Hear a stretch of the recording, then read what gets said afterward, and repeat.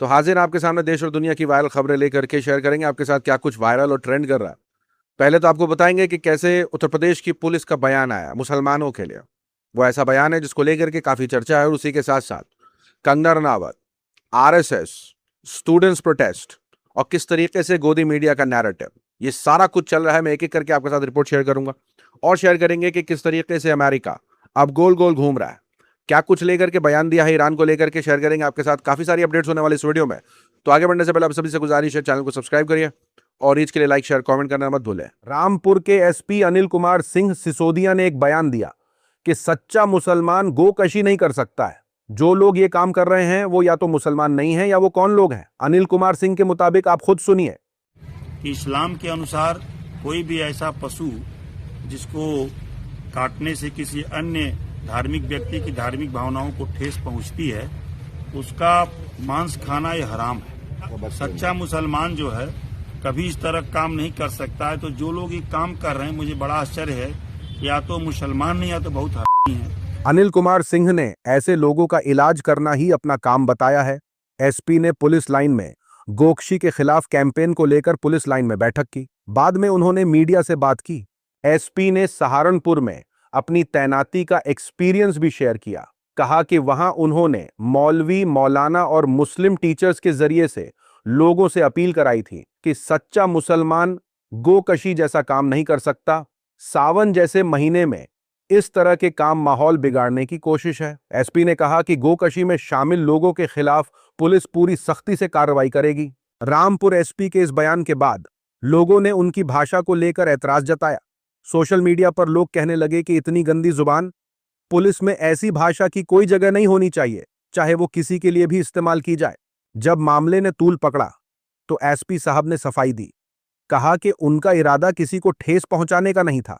उन्होंने सिर्फ उस बात को दोहराया जिसे देवबंद के मौलाना कहते आए हैं। उन्होंने कहा कि मेरी बात का गलत मतलब निकाला जा सकता है, लेकिन मेरा इरादा बिल्कुल भी किसी धर्म, जाति या लोगों को दुख पहुंचाने का नहीं था। थोड़ी मर्यादा रखिए। अगर पलट के मैं आपको 4 शब्द बोल दूं तो कैसा लगेगा? रांची से आ रही इस खबर को देखिए, कैसे देश का नौजवान वाइस चांसलर से भिड़ गया। रांची में प्रोटेस्ट कर रहे स्टूडेंट्स से बातचीत के दौरान आरएसएस सपोर्टर वाइस चांसलर ऊंची कुर्सी पर बैठे थे। उन्होंने प्रोटेस्ट कर रहे कुछ स्टूडेंट्स को बातचीत के लिए बुलाया, लेकिन उन्हें जमीन पर बैठा दिया। तभी एक स्टूडेंट डट कर खड़ा हो गया। उसने इस बेइज्जती को मानने से साफ इनकार कर दिया। उसने बराबरी और इज्जत के साथ पेश आने की मांग की और वीसी को भी जमीन पर बैठने के लिए मजबूर कर दिया। इसके बाद ही बातचीत शुरू हुई। स्टूडेंट्स ने अपनी मांगों को रखा। बैठिए, पहले सीसीटीवी जमीन में बैठे हैं तब बात करेंगे। बैठिए, बैठिए, एहसास कीजिए। यानी जंतर मंतर पर हुए प्रोटेस्ट ने देश भर के स्टूडेंट्स में आवाज बुलंद करने का हौसला और अपनी बात रखने का भरोसा जगाया। लोग इन स्टूडेंट्स की हिम्मत को सलाम कर रहे हैं। आरएसएस के सहारे चलने वाले लोगों के दिन अब गिने चुने रह गए हैं। सोशल मीडिया पर बहुत से लोगों ने स्टूडेंट्स के इस तरीके को गलत बताया। वहीं बहुत से लोगों ने कहा कि बड़े ओहदों पर बैठे लोगों तक अपनी बात पहुंचाने और उन्हें जगाने का यही सही तरीका है। नई जनरेशन से जुड़ने की कोशिश आरएसएस के चीफ भी कर रहे हैं, लेकिन उनके प्रोग्राम में शामिल होने वाले स्टूडेंट्स उनकी बातों से एग्री नहीं करते। इनका जवाब सुनकर खुद सीनियर पत्रकार रवीश कुमार दंग रह गए। एक पत्रकार ने मोहन भागवत से मुलाकात करके बाहर निकले यूथ से सिर्फ एक सवाल पूछा, आपको कैसा लगा?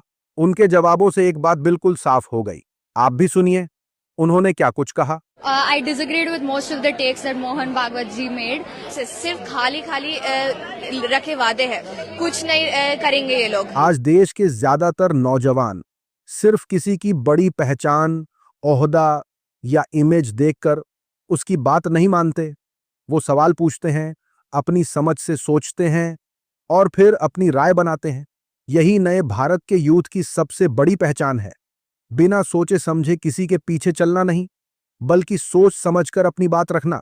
इन यूथ का जवाब सुनकर सीनियर पत्रकार रवीश कुमार ने कहा कि मोहन भागवत बातचीत के नाम पर सरकार से अलग दिखने की कोशिश कर रहे हैं। गोदी मीडिया एक बच्ची के घर और दुकान तक पहुंच गया, इसलिए ये बच्चे मोहन भागवत की बातों से नाराज दिखे। सरकार और गोदी मीडिया का रवैया ठीक होता तो शायद मोहन भागवत की बातें इन्हें इंस्पायर भी करती। ये खबर देखिए, बीजेपी सांसद और एक्ट्रेस कंगना रनौत ने आरएसएस चीफ मोहन भागवत की नई जनरेशन के साथ हुई बातचीत पर कहा कि नई जनरेशन हमारे देश की ताकत है और देश की बहुत बड़ी दौलत भी है।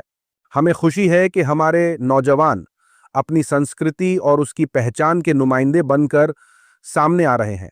हमें भी मोहन भागवत को सुनने और उनके एक्सपीरियंस से सीखने का मौका मिला। ये खुशी की बात है कि देश के यूथ हमसे जुड़ रहे हैं और अपनी पहचान को अपना रहे हैं। लोगों ने जब एक्ट्रेस कंगना का यह बयान सुना तो वो हैरान रह गए। कुछ दिनों पहले जो कंगना स्टूडेंट्स और नई जनरेशन को गटर जनरेशन कह रही थी, उन्हें अचानक से ये जनरेशन देश की बहुत बड़ी दौलत नजर आने लगी। क्या जनरेशन गटर से बाहर आ गई?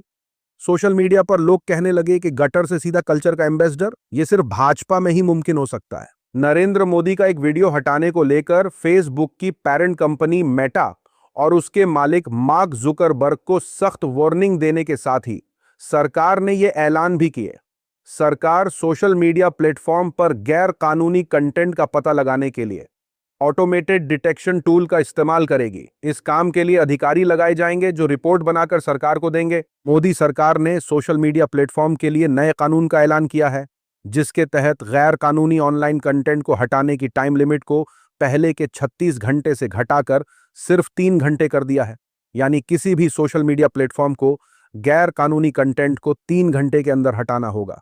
वहीं कुछ सीरियस मामलों में ये टाइम लिमिट 2 घंटे के अंदर की है।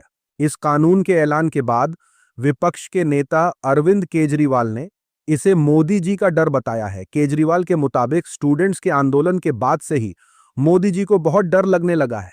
केजरीवाल ने मोदी सरकार को नसीहत कर दी कि आप जितना देश के लोगों की आवाज दबाएंगे, उनका गुस्सा उतना ही बढ़ेगा। कॉकरोच जनता पार्टी के अभिजीत का यह पोस्ट कई बड़े सवाल खड़े कर रहा है। अभिजीत ने पोस्ट में कुछ जानकारी शेयर की है, जिसे लेकर कहा जा रहा है कि इसमें उनकी पर्सनल डिटेल्स दिखाई गई हैं। उनके नाम से लेकर फोन नंबर, घर का पता, सब कुछ देखा जा सकता है। पोस्ट में देखी जा रही जानकारी को प्राइवेसी के लिहाज से हाइड कर दिया गया है। अभिजीत के मुताबिक कोई उन पर नजर रख रहा है। उनका कहना है कि अमेरिका की एक स्टार्टअप कंपनी ने अपने AI टूल का डेमो दिखाने के लिए उनकी पर्सनल डिटेल्स सबके सामने दिखाई। ये फ्यूचर क्राइम समिट 2026 में भारत मंडपम में हुआ।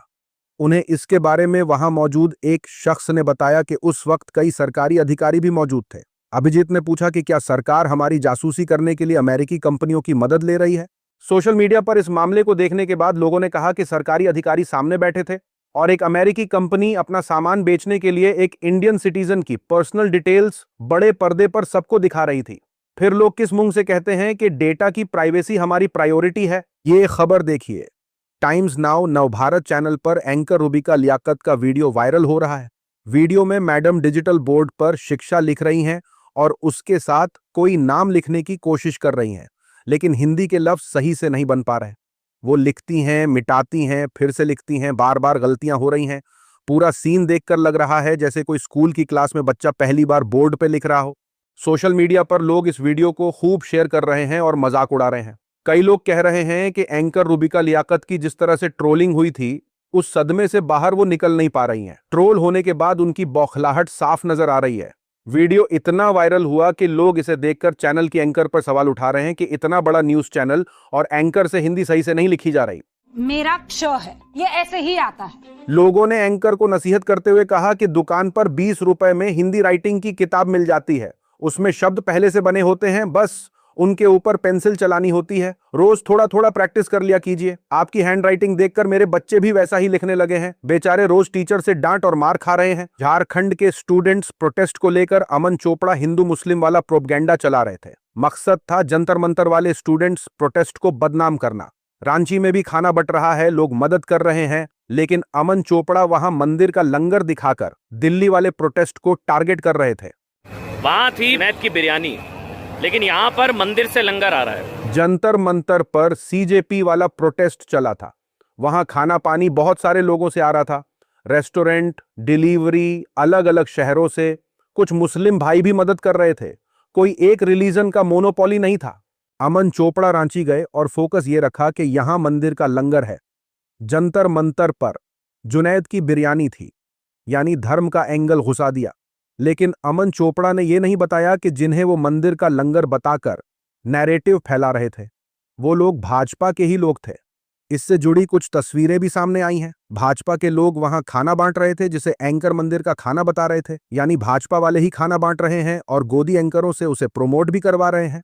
सोशल मीडिया पर इस प्रोपोगेंडा को नई जनरेशन के लोग भी एक्सपोज कर रहे हैं। उन्होंने गोदी एंकर से कहा कि खाना बांटना गलत काम नहीं है, लेकिन उसे मंदिर मस्जिद के नाम से जोड़ना, हिंदू मुस्लिम का एंगल देना सबसे घटिया काम है। ये खबर देखिए, इस बार स्टूडेंट्स के घेरे में फेमस पत्रकार सौरभ द्विवेदी आ गए हैं। झारखंड प्रोटेस्ट कवर करने पहुंचे सौरभ द्विवेदी को स्टूडेंट्स ने उन्हें गोदी एंकर समझकर उनसे कुछ बातें कह दी, जिसके बाद बात बहस में बदल गई। सौरभ द्विवेदी स्टूडेंट्स को नसीहत कर रहे थे कि अपने तेवर कहीं और दिखाओ। प्रोटेस्टर स्टूडेंट ने कहा कि आप जैसे लोग ही पूछ रहे थे कि जुनैद की बिरयानी कहां है। सौरभ द्विवेदी ने कहा कि यहां पर आसपास के लोगों से पूछिए कि आप किससे बात कर रहे हो। स्टूडेंट ने कहा कि चलिए कोई बात नहीं। सौरभ द्विवेदी ने स्टूडेंट से कहा कि हमको उन लोगों से मत जोड़िए, आपसे हमको कोई सर्टिफिकेट नहीं चाहिए, पहले थोड़ा होमवर्क कीजिए। इस पर स्टूडेंट ने कहा कि होमवर्क करने का टाइम खत्म हो गया है, अब पत्रकारिता करना है। सौरभ द्विवेदी ने कहा कि करो ना पत्रकारिता, हमें क्यों तेवर दिखा रहे हो। आसपास के लोगों से पूछिए आप किससे बात कर रहे हो, करो ना पत्रकारिता, हम पे क्यों तेवर दिखा रहे हो। सौरभ द्विवेदी का ये वीडियो सोशल मीडिया पर सामने आने के बाद लोगों ने उन्हें ट्रोल कर दिया है। सोशल मीडिया पर लोगों ने कहा कि जब एक स्टूडेंट ने सौरभ द्विवेदी से एक सीधा सा सवाल पूछा तो उन्होंने ऐसा जवाब दिया। इस एक सवाल से ही वो इतने बौखला गए। इतना सब कहने की जगह उन्हें बस इतना कहना चाहिए था, मैं वही हूं जो अमित शाह के सामने झुक गया था। यूपी के वाराणसी में बारिश आते ही सरकार का विकास भी उभर कर सामने आ गया। सड़कों की हालत ऐसी है कि चलने वाले समझ नहीं पा रहे कि सड़क कहां है और नाला या गड्ढा कहां है। एक वीडियो सोशल मीडिया पर खूब वायरल हो रहा है, जिसमें देखा जा सकता है कि एक रिक्शा सड़क से गुजरते वक्त पलट गया। रिक्शा का पहिया गड्ढे में आते ही रिक्शा पलट गया। आसपास के लोगों ने दौड़कर रिक्शा को उठाया और उसमें सवार लोगों को निकाला। वाराणसी की सड़क का ये हाल सोशल मीडिया पर तैर रहा है। लोग यूपी सरकार का यह विकास देखकर खुद को संभाल नहीं पा रहे हैं।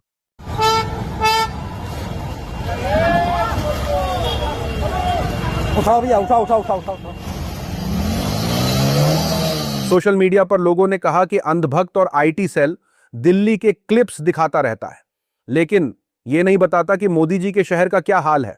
लोगों ने कहा कि हमें तो इसमें भी मोदी जी को बदनाम करने की कुदरत की कोई साजिश लगती है। कॉमेडियन समय रैना ने हैरान कर देने वाला खुलासा कर दिया है। कॉमेडियन समय रैना ने एक बार फिर अपने परिवार के उस दौर के बारे में बात की जब कश्मीरी पंडितों को कश्मीर छोड़ना पड़ा था। उन्होंने बताया कि उस भगदड़ के वक्त कुछ लोकल कश्मीरी मुसलमानों ने उनके दादाजी की जान बचाने में मदद की थी। एक पॉडकास्ट में समय ने अपना दर्द बताते हुए कहा कि आज भी कश्मीरी पंडितों को लगता है कि उनके पास ऐसा कोई घर नहीं बचा जिसे वो अपना कह सकें। उन्होंने कहा कि दुनिया में कई लोगों के पास अपनी ऐसी जमीन होती है जहां वो पैदा हुआ हो, जहां वो कभी भी लौट सकते हैं, लेकिन बहुत से कश्मीरी पंडितों को मजबूरी में कश्मीर छोड़ना पड़ा और हमेशा के लिए अपने घर का एहसास खोना पड़ा। समय का यह बयान पहले भी आ चुका है, लेकिन फिर से सोशल मीडिया पर वायरल है। So it was the Kashmiri Muslims who helped my Nana get out of that. Comedian की यह बात आईटी सेल को पसंद नहीं आई। उन्होंने समय के इस बयान पर सवाल उठाए। सोशल मीडिया पर लोगों ने यह भी कहा कि जो लोग कम्युनल हार्मनी को खराब करने की कोशिश करते हैं उन्हें शर्म आनी चाहिए। अमेरिका के प्रेसिडेंट डोनाल्ड ट्रंप ने कहा है कि उन्हें उम्मीद है कि ईरान के साथ चल रही जंग बहुत जल्द खत्म हो जाएगी। उन्हें लगता है कि ईरान अब ज्यादा टाइम तक इन हालात को नहीं झेल सकता। अमेरिका, ईरान और ओमान होर्मुज स्ट्रेट को दोबारा खोलने के लिए एक समझौते के करीब पहुंच गए हैं। ईरान की तरफ से लड़ रहे यमन की सेना का कहना है कि उसने कई ड्रोन मार गिराए हैं। उनके मुताबिक हूती लड़ाकों के ड्रोन और बैलिस्टिक मिसाइल हमलों में उसके कम से कम 18 सैनिक मारे गए। वहीं सरकारी अधिकारियों ने मीडिया को बताया कि मरने वालों की तादाद इससे कहीं ज्यादा है। लोगों का मानना है कि ट्रंप ईरान के सामने पहले ही हार चुका है। अब वो घुटने टेकने के बहाने ढूंढ रहा है ताकि ईरान उसे बख्श दे, लेकिन ईरान पीछे हटने वालों में से नहीं है। सऊदी अरब का कहना है कि उनका भी इस जंग में बहुत नुकसान हुआ है। सऊदी अरब के क्राउन प्रिंस, तुर्की के प्रेसिडेंट और पाकिस्तान के प्रधानमंत्री ने जेद्दा में डिफेंस एग्रीमेंट साइन किया है। सोशल मीडिया पर लोगों ने ट्रंप से कहा कि जब जीतना ही नहीं था तो ईरान से जंग क्यों की? ईरान के सामने हार पहले ही मान ली होती तो बात यहां तक ना पहुंचती। अमेरिका को ग्रेट बनाने के लिए स्कूल के बच्चों को मार दिया, फिर भी अमेरिका को ग्रेट नहीं बना सके। अभी के लिए इतना ही। अपनी राय सुझाव कमेंट में जरूर बताएं। मिलूंगा अगले वीडियो में। तब तक के लिए अपना ख्याल रखें।